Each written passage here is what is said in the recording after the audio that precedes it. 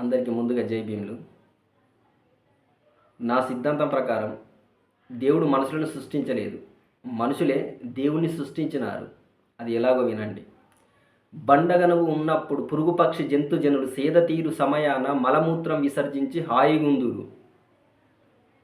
శిల్పి వచ్చి చెక్కినప్పుడు కాళ్ళ కింద నలిగి నీవు స్వేదంతో తడవంగా రూపమొకటి వచ్చు నీకు.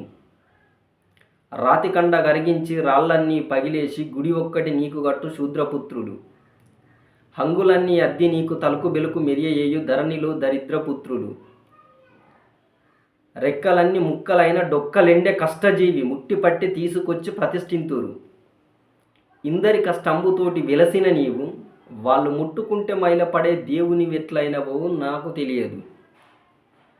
బుడ్డగోసి అడ్డజంజం బాణపొట్ట బాపనయ్య గుడిగంటా కొట్టుకుంట మంత్రాలు చదవంగా మైమలెట్ల వచ్చెనో ఆ బండాకు.